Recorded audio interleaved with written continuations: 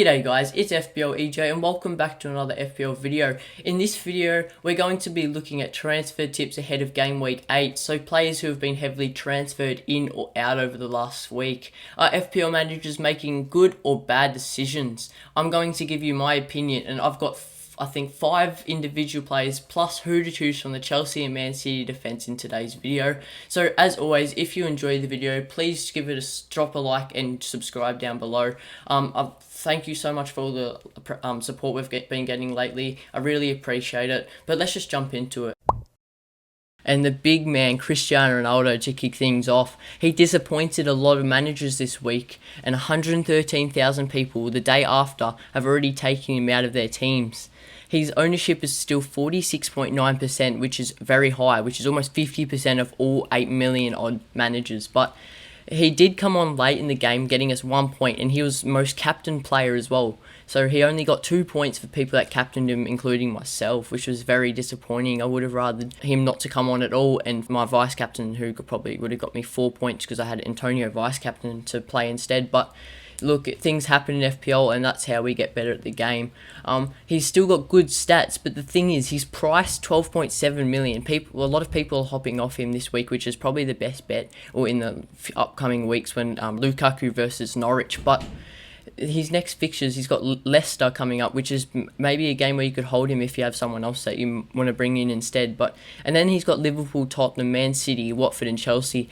For Liverpool, Man City and Chelsea, maybe even Tottenham, they're games that you don't want to have him for, because as we've seen, Lukaku's fixtures are unbelievable for those times. But Ronaldo does have Watford in game week 12, which is things that some people might have to consider in the future as well, if you're going to bring him back in for that game week or not.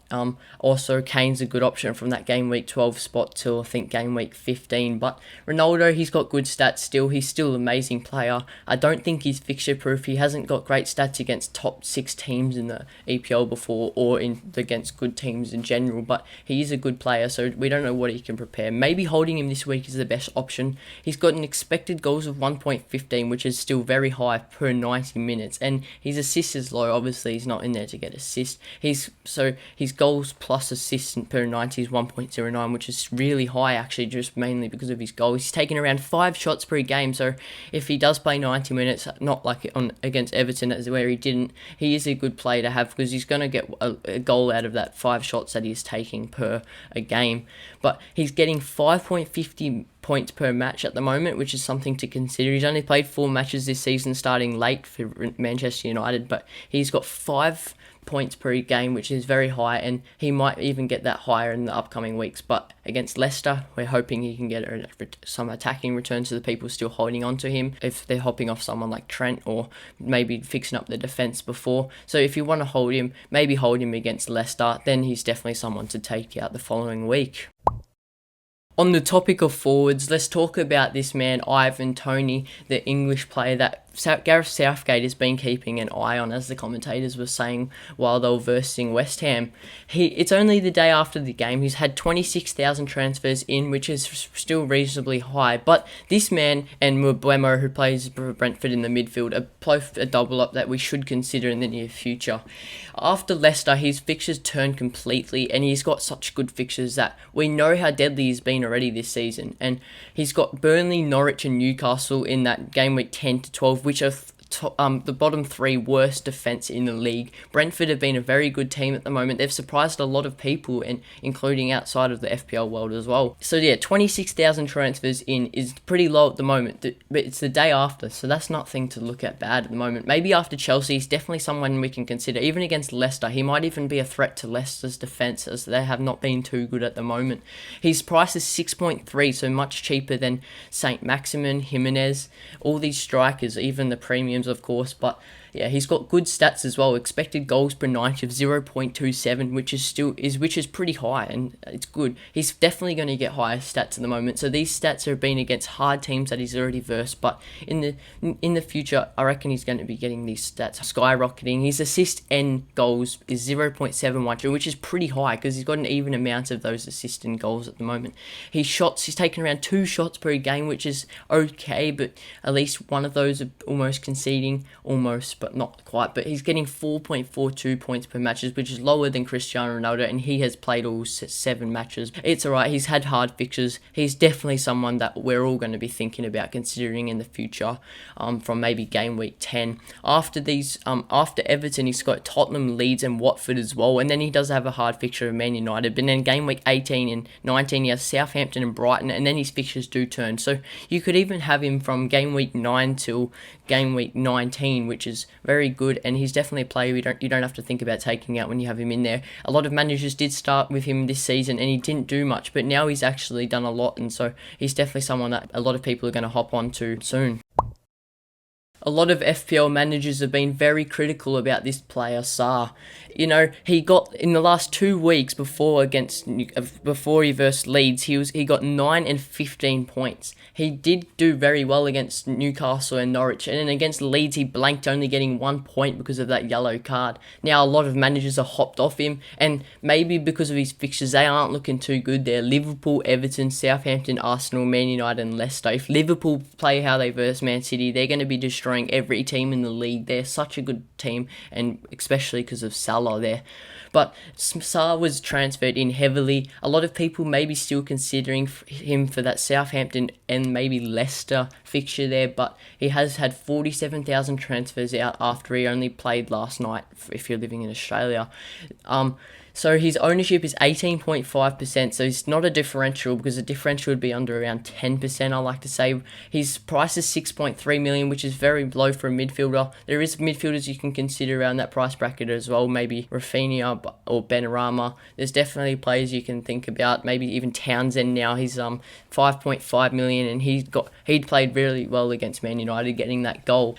Saka's stats are still looking decent, only having expected goals per 90 plus assist of 0.41 is pretty low, mainly because of those goals he's got in the last few matches. He was very quiet before those 2 matches that he got 15 and 9 points, but he's taking around 2 to 3 shots per game, which is decent. So maybe if you've still got him, you're hoping he can get some returns for that. And his points per match has been pretty high at the moment, with 5.71 points per match, which is pretty good, but his fixtures aren't looking too good at the moment. Maybe against Southampton he can be deadly, but Watford did sack their coach, and maybe that has a twist on him playing or minutes. So is a lot of other Watford players, but it's definitely something we can think about when his fixtures turn. His fixtures turn in game week 16, so if we bring him in for Brentford, Burnley, Crystal Palace, Wolves, and then he's got a few good fixtures after West Ham, Tottenham. He's got West Ham, then Tottenham, Newcastle, Norwich. So yeah, when he versus Norwich and Newcastle again, then you maybe want to get him back in your team, but for now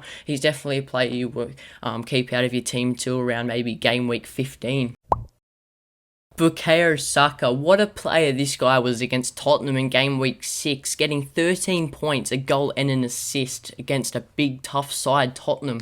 So yeah, Saka is definitely someone that I shouldn't even have to talk about much. He's a player that a lot of people are going to start bringing him in. He's only got 11.1% ownership, his price of 6.3. His price is going to rise soon, so if you're going to get onto him, get on him early as you can. He's had 33,000 transfers in, so a lot of managers are already thinking the same thing. He's versing Crystal Palace, which is a great fixture, Aston Villa, Leicester, Watford, and then he's got a hard fixture of Liverpool and then Newcastle. But this player, he is definitely a threat for the FPL world at the moment, and a lot of people should hop on him before he gets another price rise, and a lot of managers do get onto him. So if you're going to get onto him, I definitely recommend getting onto him. He's got an expected goals and assists pretty even between each other of 24 and 17, as you guys can see there on the graphic. He's taken around 2 shots per game, which is okay. We're hoping that he can get returns off those 2 shots, maybe a goal from one of those 2 shots that he is taking. His points per match has been 4.14. He's been very quiet until game week 6, where he did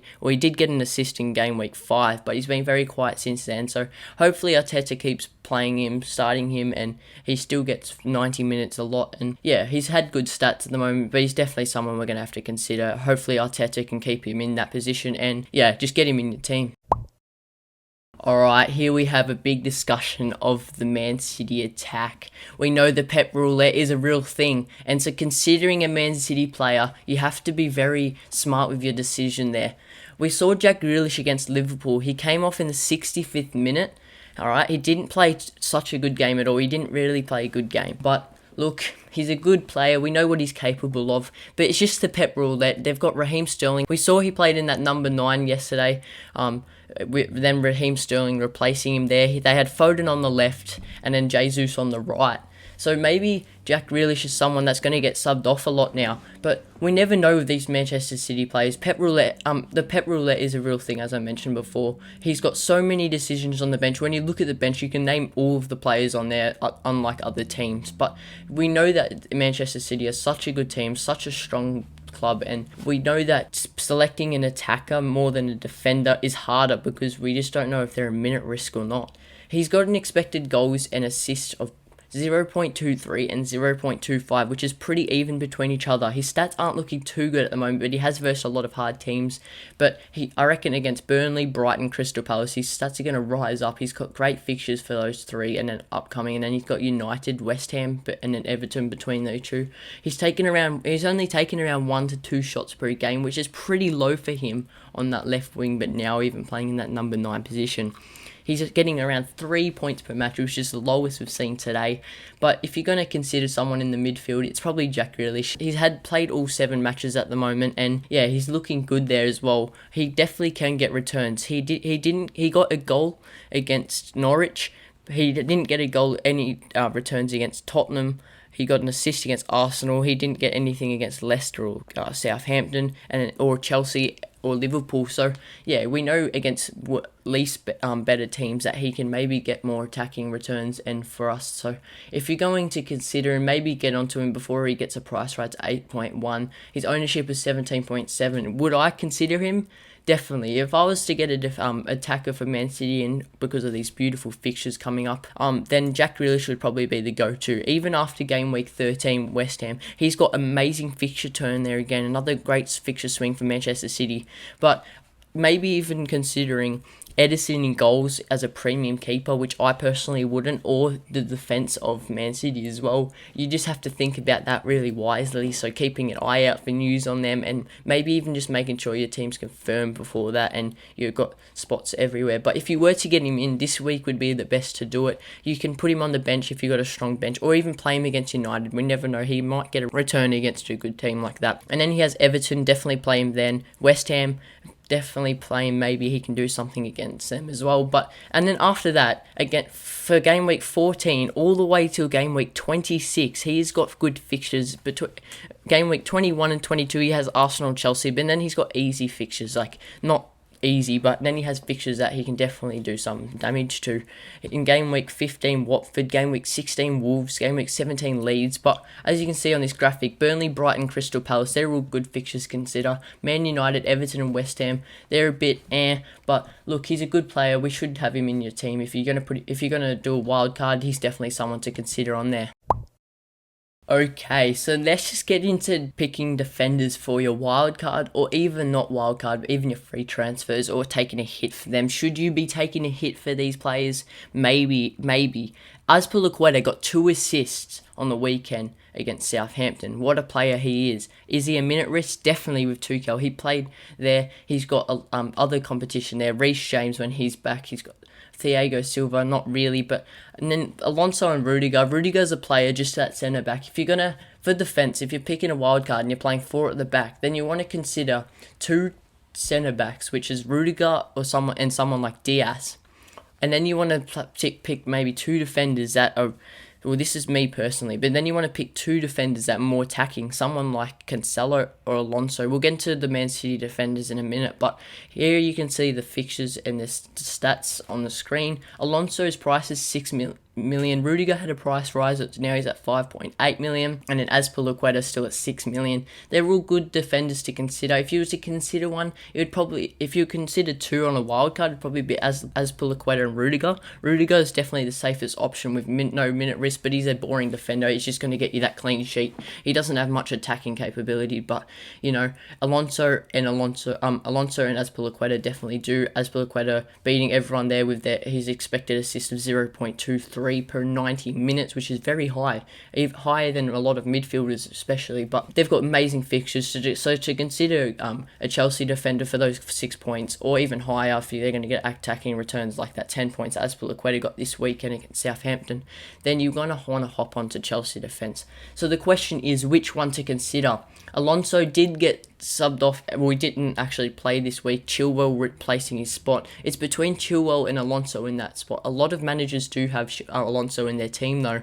And so is he a player you should consider? Well, most likely. He's got the most attacking there with the highest threat of expected goals per 90 minutes and second highest assist. So if you were to consider Chelsea defenders, it would be Rudiger for the safest bet, and then maybe even Azpilicueta at the moment if you got 6 mil in the bank. So is Alonso. So it depends on what you want to do for those, but I would especially go for Rudiger for that safest option. And if you want someone that's more attacking, then go for Alonso, I reckon. The next fixtures are obviously, as you guys can see on the right, amazing. Brentford, Norwich, Newcastle, Burnley. They're all the worst defence in the league. Brentford not so bad, but Norwich, Newcastle and Burnley, as I've already mentioned, and they're just the worst defence, so you want to target them, but maybe looking more attacking, like someone like Lukaku or Mount or Werner is maybe the bet for those fixtures as well. So it's up to you for those, but if you're going to wildcard, definitely get Azpilicueta, Rudiger or Alonso in there in defence, even a double up or triple up if you want to play that game. And last, Man City defence. Which Man City defender should we consider out of these three? And the two most likely to consider is Cancelo and Diaz. I'll tell you why in just a minute. But I have put Walker on here as the differential defence pick if you don't want to go for that Diaz or Cancelo. Walker has played a few minutes this season. I think he's almost played every game. His price is 5.5, so 0.6 lower than Diaz and Cancelo. His expected goals and assists is very low, but so is his expected goals is the exact same as Diaz. I don't think he's someone to consider, but if you want that differential pick, then he's definitely someone that you can maybe think about. He's taken second most highest shots there of 0.72 instead of 0.29 as Diaz has got there. Cancelo is someone that a lot of people have hopped onto. His price is 6.1 million, same as Diaz. His expected goals and assists is pretty high for a defender, actually really high for a defender. He's taking a shot a game, which is also something that you want to consider if you're picking a defender. Their fixtures are obviously good, as I discussed before with Jack Grealish, but if you want someone to consider from the Chelsea defence, it would probably be Rudiger, and then if you want someone to consider from the Man City defence, would be Diaz for that centre back, and then attacking, as I did mention before, would be someone like Azpilicueta, Alonso or Cancelo. So if I was to pick a Man City defender, only one, it would be Cancelo. If I was to pick two, it would be Diaz and Cancelo, or even Laporte, who I didn't put on this graphic that I do think about now. But if you want to pick someone out of the Man City defence, then you're going to want to go for Cancelo. The way he played against Liverpool, he's so attacking. I can't even believe how attacking he is. He literally plays like a midfielder up there, and his stats have been good this season. We can see that he's attacking by those stats on the screen. So yeah. And so that is it from me. I hope you got some transfer tips from this video. I hope you've got plans for that future. And after looking forward to Game Week 8 after this international break, I do hope that you guys all do well this season. And thank you so much for the support recently on this channel. We've got heaps of subs from last video, and I'm just so grateful for all of it. So if you guys did enjoy this video, make sure you leave a like and subscribe. I'm putting a lot of effort in this content for you guys, and I really do enjoy it. So just before we wrap up, if you've got any questions in the comments section, just feel free to ask me any question. I'm happy to help you with anything you want to know. If you've got any transfer questions, you've got a wildcard question, you've got any kind of questions to do with FPL, even outside of FPL with football, just let me know down below in the comments. I'm happy to help you out. That's what I'm here for. And yeah, so thank you guys so much for watching. See you later.